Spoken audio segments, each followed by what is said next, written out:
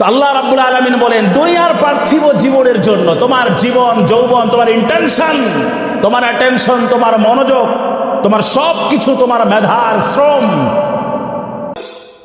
আজকে আমরা পবিত্র কোরআনের তৃতীয় সূরা আলে ইমরানের 133 থেকে 138 নম্বর আয়াত পর্যন্ত আল্লাহ রাব্বুল আলামিন এখানে মুত্তাকিনদের জন্য কি কি গুণাবলী এবং কোয়ালিটি বর্ণনা করেছেন সেটা নিয়ে আমরা আলোচনা শুনবো ইনশাআল্লাহ। এই সূরার প্রথমেই আল্লাহ রাব্বুল আলামিন আলিফ লাম মিম আল্লাহু লা ইলাহা ইল্লা হুয়াল হাইয়ুল কাইয়্যুম, আল্লাহ তাআলা যে চিরস্থায়ী, লাম ইয়াজাল ওয়া লা ইয়াজাল হাইয়ান কাইয়্যুমান সামিআন বাসীরা। আল্লাহ তাআলা অনন্ত অস্বীকারের জন্য ছিলেন, আছেন, থাকবেন। এমন কোন মুহূর্ত ছিল না যখন আল্লাহর অস্তিত্ব ছিল না, এমন কোন মুহূর্ত ছিল না। আবার এমন কোন মুহূর্ত থাকবে না যখন আল্লাহর অস্তিত্ব থাকবে। আল্লাহ ছিলেন, আল্লাহ আছেন, আল্লাহ থাকবেন।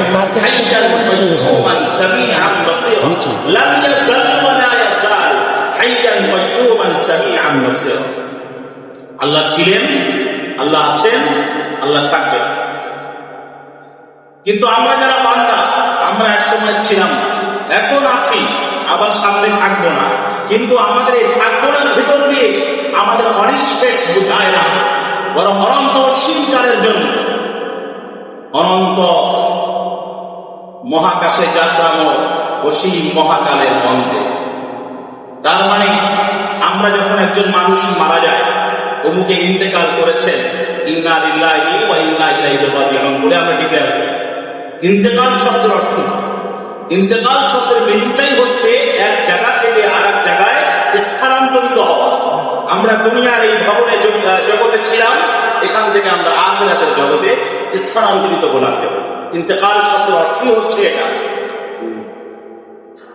নষ্ট পৃথিবী মায়া ত্যাগ করে পরপারে পাড়ি জমা। যে যেভাবে বলতে পারে, যে যেভাবে এই বিষয়গুলোকে এক্সপ্রেস করতে পারে, কিন্তু বিষয় কিন্তু একটাই, পৃথিবী আমাদের জন্য স্থায়ী নয়, চিরস্থায়ী নয়। চিরস্থায়ী বন্দোবস্ত মুমিনদের জন্য একমাত্র আখিরাত। এই জন্য আল্লাহ রাব্বুল আলামিন এই সূরা 133 নম্বর আয়াতে বলছেন, ওয়াসারিউ ইলা মাগফিরাতিন মির রাব্বিকুম ওয়া জান্নাহ আরদুহাস সামাওয়াতু ওয়াল আরদ। দুনিয়ার মুমিন মুসলমান, সারিউ, অগ্রসর, ধাবিত হও, ধাবমান হও, অগ্রসর হও। কোন দিকে? ইলা মাগফিরাতিন মির রাব্বিকুম, তোমাদের রবের মাগফিরাতের দিকে, অফুরান ক্ষমার দিকে। ওয়া জান্নাহ, এবং জান্নাতের দিকেও তোমরা অগ্রসর হও। আমরা জানি দৈর্ঘ্য, প্রস্থ, ক্ষেত্রফল। দৈর্ঘ্য বড় না প্রস্থ বড়? দৈর্ঘ্য নিশ্চয়ই বড়।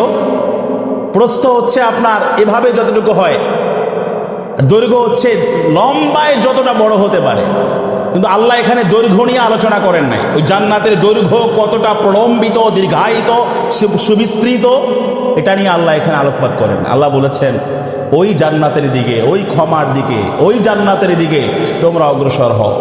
আরদুহাস সামাওয়াতু ওয়াল আরদ, যার প্রস্থ হচ্ছে আসমান এবং জমিনের বিশালতার, বিশাল আয়তনের সমপরিমাণ। সুবহানাল্লাহ। প্রস্থ যদি হয় আসমান আর জমিনের সমপরিমাণ, তাহলে ওই জান্নাতের দৈর্ঘ্য কতটা প্রলম্বিত, কতটা দীর্ঘায়িত, কতটা সুবিস্তৃত হবে চিন্তা করা যায়। অমুসলিম বিজ্ঞানীরা পর্যন্ত, মহাকাশ বিজ্ঞানী যারা আছে, মহাবিশ্বের, মহাসৃষ্টির বিশাল আয়তন, যার কোনো কুল কিনারা নাই, এগুলা রিসার্চ করে, গবেষণা করে তারাও অনেকটা খেই হারিয়ে ফেলে এ ধরনের মন্তব্য করতে বাধ্যই হয়েছে একরকম, যে আল্লাহ একজন আদনা মুমিন বান্দাকে 10 দুনিয়া কেন, যদি এক একজনকে পার পারসন, পার হেড 10,000 দুনিয়ার সমপরিমাণও দান করেন, আল্লাহ রাব্বুল আলামিনের দরবারে খাজানাতে বিন্দুমাত্র জায়গার সংকুলান হবে এবং সংকট দেখা দিবে না। সুবহানাল্লাহ। আল্লাহর দরবারে কোনো সংকট নাই, আমাদের কাছে সংকট আছে। যদিও আমরা পৃথিবীবাসী কৃত্রিম সংকট সৃষ্টি করে বাজারে আমরা অস্থিরতা সৃষ্টি করি। পেট্রোল তেল এখন যেন সোনার হরিণ হয়ে দাঁড়িয়েছে। বিভিন্ন জায়গায় মাহফিলে গেলে দেখা যায়, ওই যে আপনাদের নওগাঁ গিয়েছিলাম, মাইলকে মাইল বিশাল তেলের সিরিয়াল, পেট্রোলের সিরিয়াল। এগুলোও কৃত্রিম সংকট, পৃথিবীবাসী এগুলো সৃষ্টি করেছে।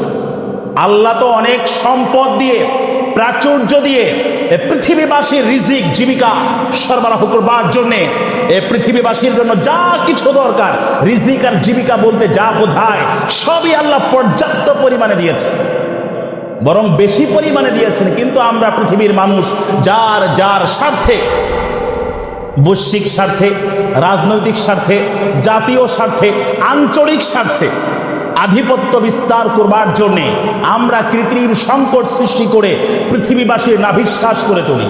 আল্লাহ তো এটা করেন নাই। আল্লাহ বলেছেন, ওয়ামা মিন দাব্বাতিন ফিল আরদ ইল্লা আলাল্লাহি রিজকুহা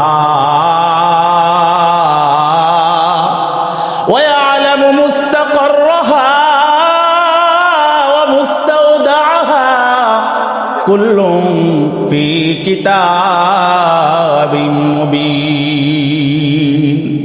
জলে স্থলে ভূপৃষ্ঠে জমিনে বিচরণশীল যত প্রাণী আছে, সকল প্রাণীর জীবিকা সরবরাহের জিম্মাদারি স্বয়ং আল্লাহ নিজেই গ্রহণ করেছেন। সুবহানাল্লাহ।